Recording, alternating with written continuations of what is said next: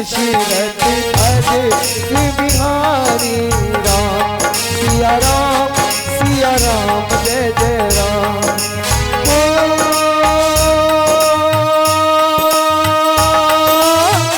अवधपुरी रघु कुल मणि अवधपुरी रघु कुल मणि वेद विदित ही दशरथ नाम धर्म धुरंधर गुण निज जाने भक्ति हृदय मति सारग पान। बोलिए चक्रवर्ती चूड़ामणि महाराज दशरथ की जय हो। बोलिए महाराज दशरथ की जय हो। धर्म रक्षक धर्म पालक धर्म के अवतार हो। शुभ दिन हो हम सबका सफल ये दरबार हो। महाराज के चरणों में इस सेवक का प्रणाम स्वीकार हो।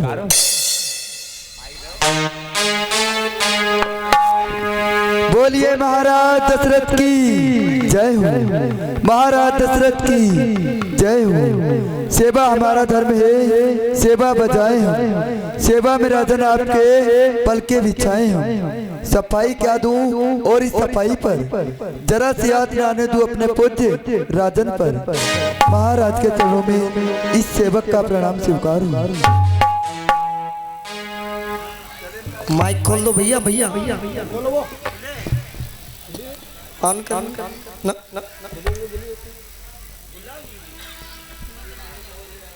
नहीं खुला। हेलो हिल जा रहा है ना वो। महाराज दशरथ का दरबार धर्म धुरंधर राजा है।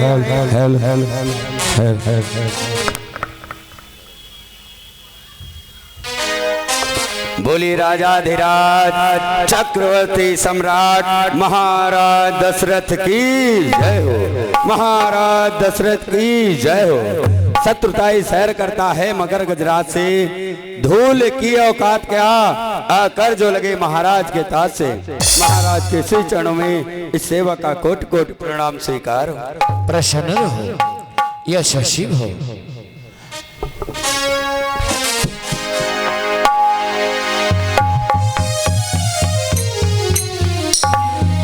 एक बार प्रेम से बोलिए चक्रवर्ती चूड़ामणि महाराज दशरथ की। महाराज दशरथ की। महाराज उस काल मारे क्रोध के जब आप यो गर्षित हुए तो विस्फुटित होते हुए भुजदंड यो दर्शित हुए। दो पद्म सुंडों के लिए दो सुंड वाले गज कहीं है मर्दन करे उनका परस्पर तो मिले उपमा कहीं। महाराज के श्री चरणों में इस सेवक का कोट कोट प्रणाम स्वीकार हो। प्रसन्न हो यशस्वी हो। बोलिए महाराज दशरथ की जय हो। महाराज दशरथ की जय हो। भाई धर्म की उन्नति सकल पाप की क्षय। एक बार सब मिल बोलो महाराज दशरथ की जय हो। महाराज के चरणों में इस सेवक का प्रणाम स्वीकार हो। प्रसन्न हो यशस्वी हो। हरि सेवक मंत्री करो समस्त दरबारियों सभासदों मंत्री उपमंत्री सभासद सभी का स्वागत है। दरबारी की कार्रवाई प्रारंभ करने से प्रथम अपने इष्ट आराध्य भगवान रंगनाथ जी का ध्यान रखता हूँ। तुम सब भी उनका नमन वंदन करो।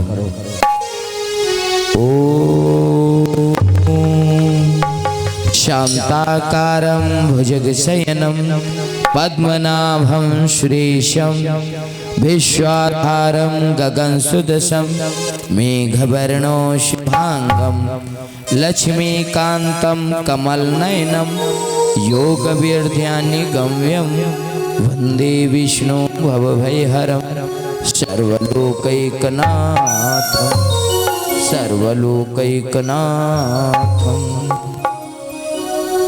भगवान रंगनाथ जी को सशत नमन करते हुए कुल गुरु वशिष्ठ को स्मरण करते हुए सभा में उपस्थित संत समाज ब्राह्मण जन संत गणों को नमन वंदन करते हुए इस दरबार की कार्यवाही को प्रारंभ करते हैं। सुनाओ हमारे राज्य के कुशला, सुनाओ हमारे राज्य की प्रजा हर प्रकार से खुशहाल है, किसी प्रकार का कोई प्रजावासी को कष्ट तो नहीं है। महाराज, जिस राज्य में आपके जैसा प्रजापालक धर्म प्रिय न्यायपरायण राजा राज्य करता हो, उस राज्य में किसी भी प्रजावासी को कष्ट तो संभव ही नहीं। फिर भी यदि आप जानना ही चाहते हो महाराज, तो विसर की सब्र में पलकर प्रजा खुशहाल रहती है। जिए युग युग तलक राजन, यही हर हाल कहती है। नहीं है गैर की वस्ती, स्वयं है आपकी वस्ती। यहाँ पर तो हवाएं भी सुख और शांति से बरसती हैं। धन्य है तुम्हारे शब्द सुन करके आनंद देते हैं मेरे मन को, जैसे बसंत खिला दे एक सूखे हुए मन को। क्योंकि प्रजा है लहलहाता हुआ बाग, ये राजा उसका माली है। कहो मंत्रीवर फिर से कहो, हमारी प्रजा की फली फूली हर एक डाली है। महाराज, आपके प्रताप से घर घर है आवादानी। सिंह और बकरी शत्रु होते हुए भी महाराज आपके शासन में पीते हैं एक घाट पर पानी। धन्य है तुम्हारे शब्दों को सुनकर मैं अत्यंत प्रसन्न हुआ। जैसे सूर्य कला से आती दर्पण में चपलाई, ऐसे ही तुम्हारे मुख से हमने पाई बढ़ाई। क्योंकि राजा का प्रथम कर्तव्य होता है प्रजारंजन, प्रजा को संतुष्ट रखा जाए। जो राजा इस पर विचार नहीं करता, वो राजा राज करने का नहीं बल्कि नरक का गामी होता है। जिस राजा को है नहीं ऊंच नीच का ज्ञान, वो राजा पस्तुल्य है, राज्य उसकी संसार। इसलिए हमारे राज्य में गौ सेवा, संत सेवा, ब्राह्मण सेवा, कन्या भोज, यज्ञ, भंडारे सुचारू रूप से चलने चाहिए। इन कार्यों में कोई त्रुटि नहीं होनी चाहिए। अवश्य महाराज, गौ सेवा, ब्राह्मण सेवा, कन्या भोज, भंडारा इत्यादि के समस्त कार्यों को सुचारू रूप से स्वयं मैं अपने निरीक्षण में संपन्न करा रहा हूँ।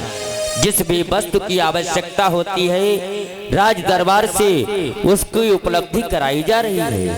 किसी में किसी प्रकार का कोई ऐसा ही होना चाहिए। क्योंकि हमारे राज्य में प्रजाजनों के बीच जहाँ पर सुख की असुविधा हो, अर्थात जल की असुविधा हो, वहाँ पर कुआं बावड़ी का निर्माण कराया जाए। जहाँ मार्ग कच्चे हों, पथिकों को चलने फिरने में कठिनाई होती हो, ऐसे मार्ग पक्के कराए जाएं। जहाँ पर छाया नहीं है, पथिकों को आने जाने में कठिनाई होती है, वहाँ पर वृक्षारोपण कराया जाए, अतिथिशाला का निर्माण किया जाए। हर प्रकार से समस्त प्रजाजनों को सुख प्रदान किया जाए। अवश्य महाराज। और हमारे राज्य में हर प्रकार से हमारी सीमा सुरक्षित रहनी चाहिए। महाराज, हाँ, आपकी आज्ञा के अनुसार सीमा की सुरक्षा भली प्रकार संपन्न की जा रही है। सेनापति, सेवक सब भली प्रकार अपने कार्यों में कार्यरत हैं।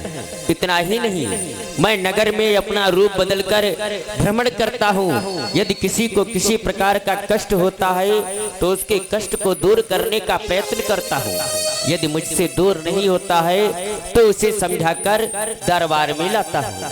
महाराज, परंतु कल जब मैं दक्षिणी ओर भ्रमण करने के लिए गया तो वहां मैंने प्रजा को अत्यंत ही दुखी पाया।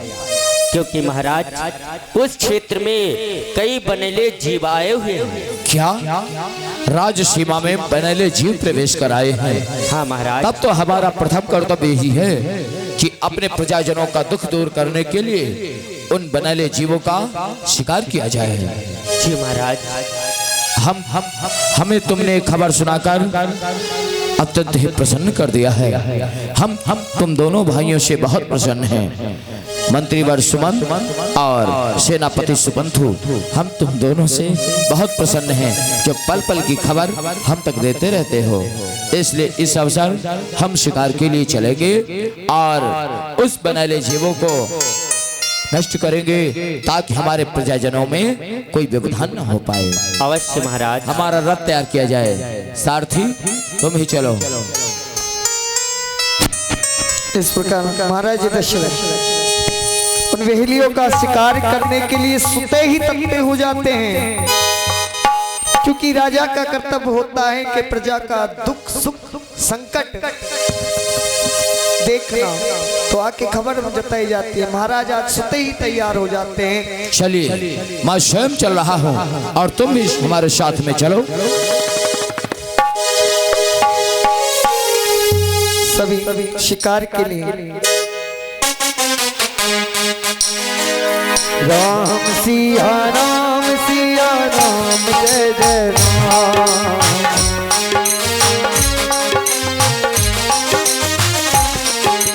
राम कहानी सुनो रे राम कहानी, श्री राम जय राम।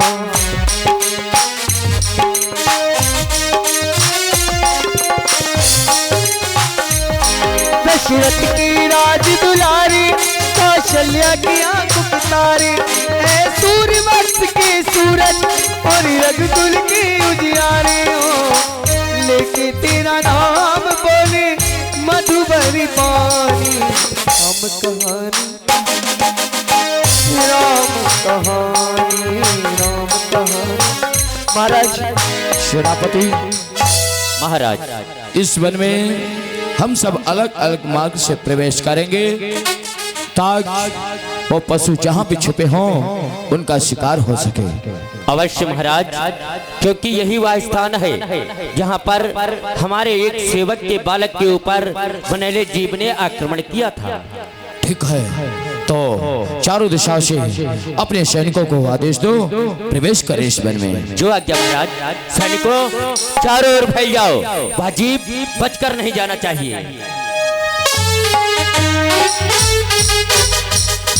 चारों ओर से पहरा देने लगते हैं, लेकिन जो शेष द्वार रहता है वहां महाराज दशरथ सुते ही धनुष और बाण लेके तट पे हो जाते हैं।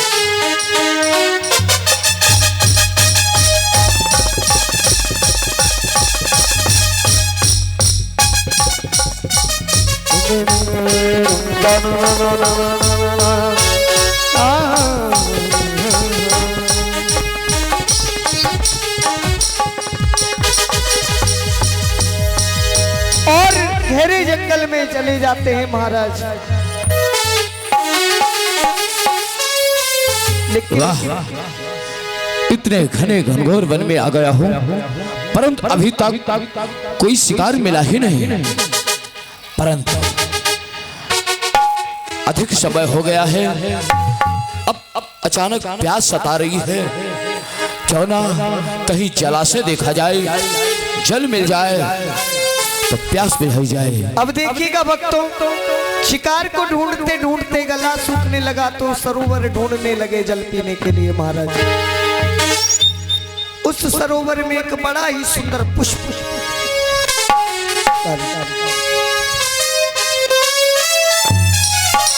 महाराज सरोवर पे जाके देखते हैं। वाह, कितना सुंदर सरोवर है। यहीं पर जल पीकर प्यास बुझाता हूँ।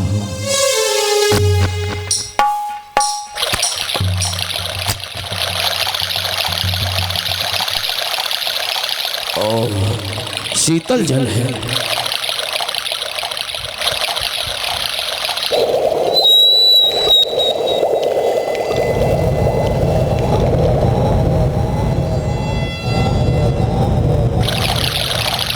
महाराज सरोवर में जल पीने जाते हैं।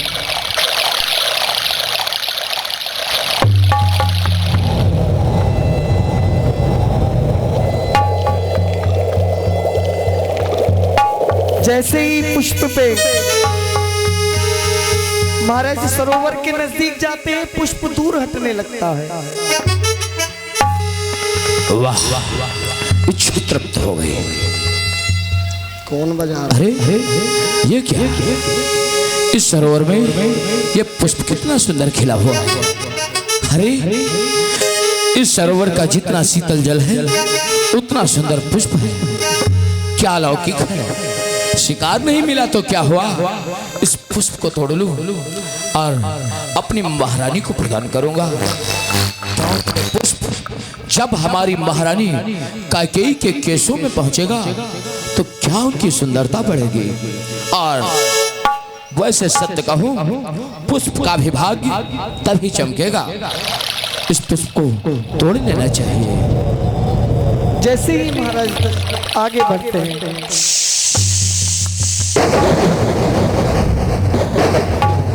पुष्प आगे बढ़ते जाता है।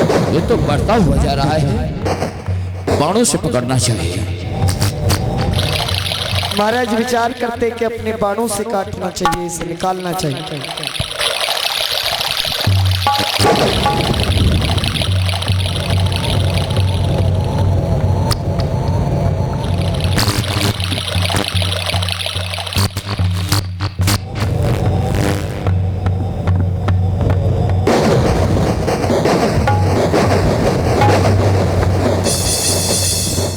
जैसे ही ये क्या, हमारा बाण कभी नहीं चूकता था, आज इस पुष्प पर हमारा बाण चूक क्यों रहा है? नहीं, इस बार नहीं चूकेगा।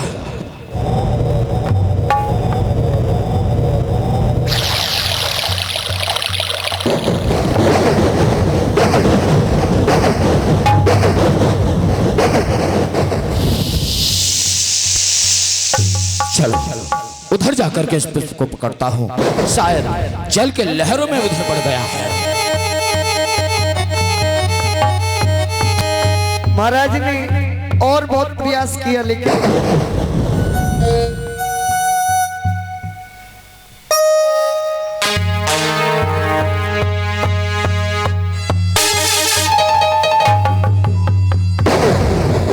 क्या आज हमारे बाण विफल जा रहे हैं? चलो मैं स्वयं इस जलाशय में प्रवेश करूंगा और इसे पकड़ के ही रहूंगा। आज सुते ही महाराज सरोवर में उतरते हैं।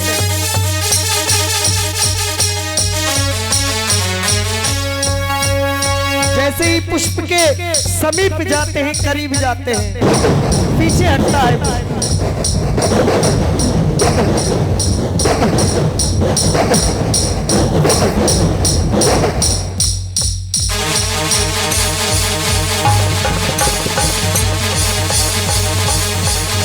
महाराज बढ़ते जा रहे हैं, पुष्प हटता जा रहा है पीछे, हाथ नहीं आ रहा। क्या कहा, कहां पे लूट?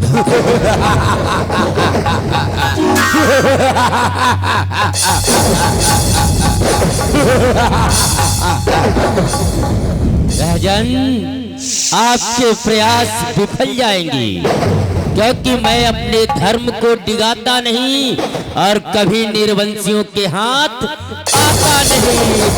आता नहीं। ये क्या, आज ये पुष्प मेरे पे हंस रहा है, मेरे पे हंस रहा है कि मैं निर्वंशियों के हाथ नहीं आता। इस पुष्प को भी भान है कि हमारी कोई संतान नहीं है।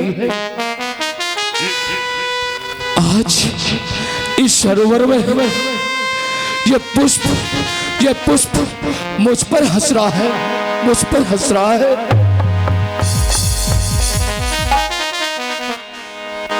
एक बार भूपति मन माही और भई गलानी मोरी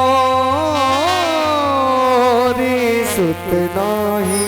हे विधाता, ये आज हमारे सामने कैसा दृश्य घटा जो दशरथ का निशाना कभी नहीं चूकता था। आज हमारे 3 बाण विफल हो गए। और मैं चल के प्रवेश करके पुष्प के समीप पहुंच गया, फिर भी वो मेरे हाथ नहीं आया। और वो पुष्प ने मुझसे क्या चेतावनी दी कि मैं निर्वंशी के हाथ नहीं आता। निर्वंशी इतना निंदनीय है कि आज एक पुष्प ने मेरा तिरस्कार कर दिया। हमारे भावों को अवश्य वो पहचाना होगा, अवश्य कोई दैविक पुष्प होगा। जब मैं भी विचार कर रहा था इस पुष्प को अपनी महारानी के केशों में सजाऊंगा, तब ये पुष्प क्या सोच रहा होगा? नहीं, यदि मुझे निर्वंशी को आज इस पुष्प ने धिक्कारा है, तो भला संसार के प्राणी हमारा सम्मान क्या कर रहे होंगे? ऐसे हतभागे प्राणी को जीने का कोई अधिकार नहीं होता।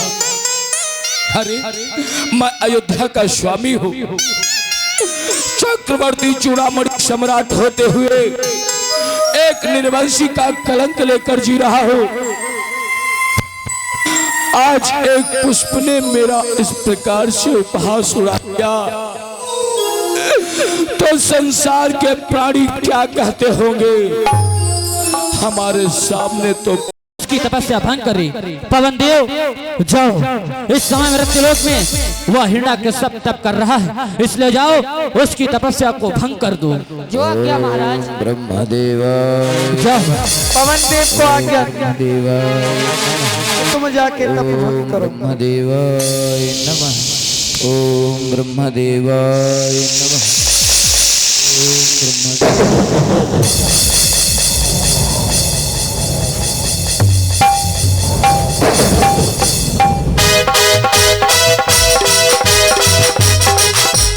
इस प्रकार जाके चंद्रमा, पवन इत्यादि देवता सभी प्रयास करते हैं। ब्रह्मदेवाय नमः। ओम ब्रह्मदेवाय नमः। ओम ब्रह्मदेवाय नमः।